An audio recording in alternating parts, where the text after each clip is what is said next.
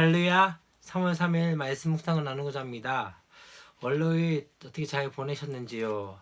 오늘 특별히 지금 코로나 사태로 인해서 오늘 모 종교 집단의 총수인 이만희 씨가 국민들 앞에서 인터뷰했던 그 모습들을 보면서 참 씁쓸한 모습들이 있었습니다. 정말 어떻게 그렇게 연약한 사람을 하나님으로 생각하며 성령으로 생각하며 또한 메시아로 생각했는지 아무것도 없는 그 한 사람이 어떻게 거기까지 갔는지에 대한 생각과 또 두 번째는 또다시 쇼를 하면서 그 가운데 나왔던 모 종교 집단들의 모습을 보면서 참 안타까운 마음이 있었습니다. 도리어 어쩌면 또 그 모습을 보면서 진정한 그리스도인은 책임지는 사람이며 책임을 가지는 사람이고 또한 누군가에게 잘못을 미는 존재가 아니라 더 중요한 것은 하나님의 백성으로서 하나님의 사람으로서 이 땅의 아픔들을 기도하며 또한 같이 눈물 지으며 나가야 하는 사람이 그리스도인이 아닌가라는 생각이 들었습니다. 또 한 가지는 지금 코로나 19 사태로 인해서 교회 많은 사역들이 지금 중단되어지고 스탑되어진 상황 가운데 뭘 해야 될지에 대한 그 생각들이 많이 있었습니다. 사역이 그쳐진 상황 가운데 진짜 나의 모습은 무엇인지, 진짜 내가 해야 할 일은 무엇인지를 알아가야 되지 않겠나는 생각이 들었습니다. 아직까지도 여전히 부족한 모습들을 가지고 있고 연약한 모습들을 가지고 있지만은 그럼에도 불구하고 우리가 다시 한번 나가야 할 것은 우리의 정체성인 그리스도인, 다시 말해서 하나님의 말씀 가운데 나가는 저와 여러분이 되어져야 하지 않을까라는 생각이 되어집니다. 그것이 오늘 어쩌면 본문의 말씀과 또 동일하게 연결이 되어진 것 같습니다. 오늘 우리가 함께 볼 말씀은 마가복음 1장 35절부터 45절까지의 말씀입니다. 본문의 내용은 다음과 같습니다. 예수님께서 온 갈릴리를 다니시면서 전도하시고 또한 병자를 고치시고 또한 귀신 축출하는 그런 사역들을 지속함에도 불구하고 그가 또 했던 것 중에 하나는 새벽에 일어나서 아직 밝기도 전에 일어나서 한적한 곳에 가서 기도하시기 시작합니다. 그런 상황 가운데서 이제 또 제자들이 이 예수님을 따라와서 지금 많은 사람들이 오고 있다는 것에 대해서 흥분하면서 예수님께 전화할 때 다른 마을로 가자 하면서 내가 전도하기 위하여 이 땅에 왔다라고 말씀하시면서 또다시 다른 곳으로 가셔서 회당에서 전도하시고 귀신을 내쫓는 일들을 하게 되어집니다. 그리고 이제는 한 나병 환자가 예수님께 나오게 되어지죠. 그 가운데서 어떻게 해야 합니까? 원하시면 저를 깨끗하게 하실 수 있나이다 라는 그 고백 가운데 예수님께서 이 나병 환자를 고치신 그 사역들을 감당하시고 또한 그렇게 계속적으로 일들이 되어지면서 이제 한적한 곳에서 계셨지만은 사망에서 예수님께 오는 그 모습들을 오늘 본문의 말씀 가운데 보게 되어집니다. 오늘 첫 번째 보고자 한 것은 바로 35절 말씀입니다. 예수님께서 한적한 곳에 기도하러 가셨다는 것이죠. 새벽에. 이게 왜 중요할까요? 그거는 바로 예수님께서는 그 전날에 많은 사역들을 감당하셨습니다. 회당에 가셔서 말씀을 증거하시고 또한 귀신 들린 자를 고치시며 또 한 곳에 가셔서 이제 또 베드로의 집에 가서 시몬의 집에 가서 장모를 고쳤을 뿐만 아니라 또 많은 사람들이 밤에 오는 것 때문에 그들을 고치시고 귀신 들린 자들을 축출하시면서 그 많은 사역들을 감당하셨던 것이죠. 안식일 내 그 일들을 감당하셨던 것입니다. 근데 중요한 것은요. 그리고 난 다음에 또 이제는 예수님께서 또 어떠하셨습니까? 새벽 아직도 밝기 전에 일어나셨던 거죠. 정말 피곤하시고 정말 어려운 사역이었음에도 불구하고 주님께서는 어떻게 하셨습니까?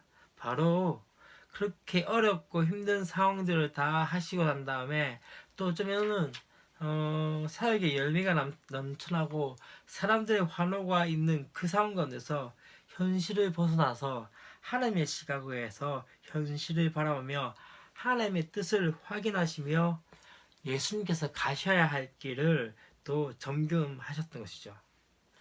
왜냐하면은 그분께서 바로 그분의 정체성을 어디에서 찾았을까요? 바로 하나님께로부터 찾기 시작했기 때문이죠. 그래서 어쩌면은 바쁘게 일하는 것보다 더 중요한 것은 한적한 곳에 가셔서 주님께서는 하나님 아버지와 대화하시고 말씀 가운데 나가셨다는 것입니다.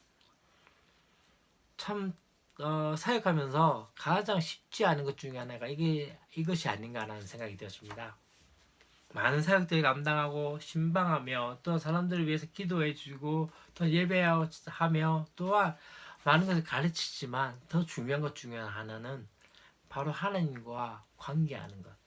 다시 말하면 그분의 말씀 가운데 다시 한번 내 삶을 짚어보며 내가 해야 할 일들과 또한 내가 어떤 존재인지를 다시 한번 구분짓주하는 삶. 그래서 사람들의 환호가 아니라 주님의 인정을 받는 것들이 더 중요하지 않을까라는 생각이 되어집니다. 이제 그러고 난 다음에 이제는 제자들이 36절부터 39절까지 말씀 보면 이 예수님께 찾아오는 모습을 봅니다. 많은 사람들이 지금 모든 사람들이 예수님을 찾는다면서 그 서두르기를 지체합니다. 재촉합니다. 왜냐하면은 지금 자기의 스승인 이 예수님께서 엄청난 인기 가운데 있었던 것을 보았던 것이죠.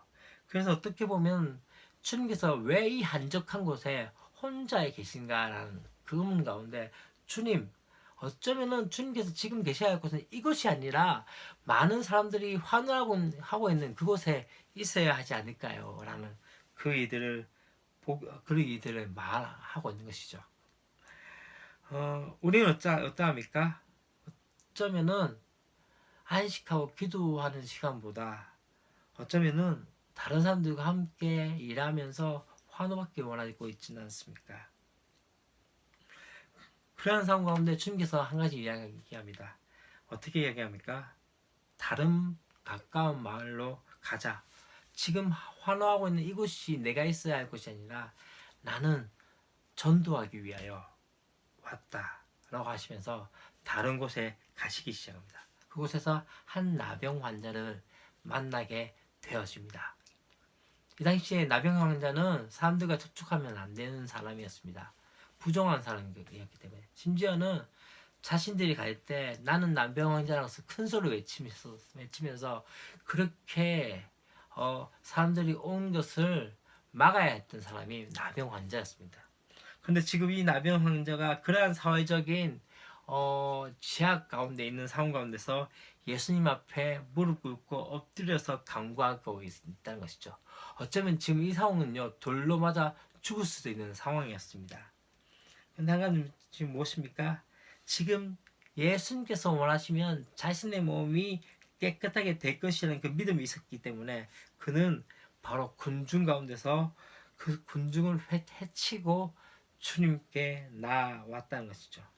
어쩌면 그것은 자기의 목숨까지도 내놓는 상황이었습니다. 여러분은 어떠십니까? 내가 믿음으로서 내가 주님을 믿는다면 내가 결단하고 나가야 할 부분은 무엇일까요? 이 시간에도 이 순간에도 내가 어떤 사회적 제약 가운데 있는 상황 가운데서 그럼에도 불구하고 주님을 찾아야 할 그 믿음의 역사는 무엇일까요? 마지막으로 이제 바로 이 격리되었던 이 나병 환자를 불쌍히 여기시고 치유하시는 그 모습들을 볼 수 있습니다.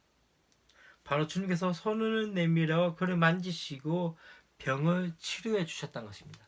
여러분 나병 환자에게 손을 대었다는 자체는 무엇인지 아십니까? 어쩌면은 그것은 사회적 관습에서는 부정한 일이었습니다. 그럼에도 불구하고 그 일을 행하셨던 것이죠. 주님께서 어떻게 하셨습니까? 주님이 만지심을 통해서 그 가운데 부정한 것이 떠나가는 역사가 있었던 것이죠. 참 중요한 것 중에 하나는요. 구약시대의 거룩이라는 자체는 무엇입니까? 이것이었습니다.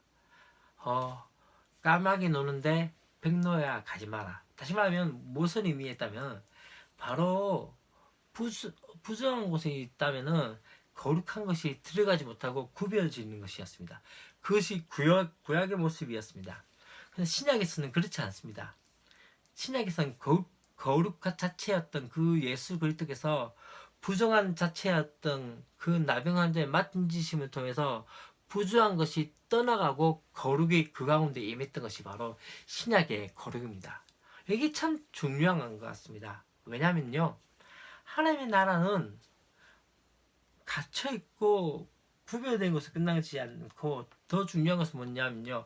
확장되어지고 우리의 거룩이 세상의 부정을 만났을 때 세상의 부정을 거룩하게 만들어버리는 것이 바로 신약의 거룩의 모습입니다. 왜요? 주님께서 그렇게 하셨지 않습니까? 주님께서 어떤 모습입니까? 주님께서는 멀리 내보내거나 혹은 또한 그렇게 배격한 것이 아니라 더 중요한 건 무엇입니까? 그분의 만지심을 통해서 그분의 어루만지심을 통해서 어떻게 되어졌습니까? 거룩 자체였던 그분께서 부정한 것을 거룩하게 만들어버렸던 것이 하나님 나라의 역사였던 것을 기억하셔야 합니다. 그것이 바로 어쩌면은 오늘 우리가 회복해야 할 거룩의 모습이지 않을까요? 그것이 바로 우리 공동체가 또 해야 할 일입니다. 여러분, 지금 사회적으로 가장 힘들고 어려운 것들 중에 하나는 과거의 기독교가 1980년대, 90년대 기독교가 세상의 정권을 같이 잡아가면서 거룩이라는 그 면모 가운데 도리어 정치 가운데서는 어떤 역할을 했습니까? 도리어 부정한 그들을 축복해주며 부정을 같이 닮아갔던 것이 기독교의 모습이었던 것 같습니다. 하나 더 중요한 것은 무엇입니까? 복음은 우리가 있는 그곳에서 거룩을 펼쳐나가야 합니다. 세상과 구별 지어야 하지만 세상 가운데서 하나님 나라를 선포하며 나가야 하는 것이 바로 복음이지 않나라는 생각이 들었습니다. 오늘도 우리가 만나는 한 사람 한 사람 가운데 우리 안에 계신 그 예수 그리스도를 통해서 거룩이 널리 펴지는 그 역사들이 있기를 축원합니다.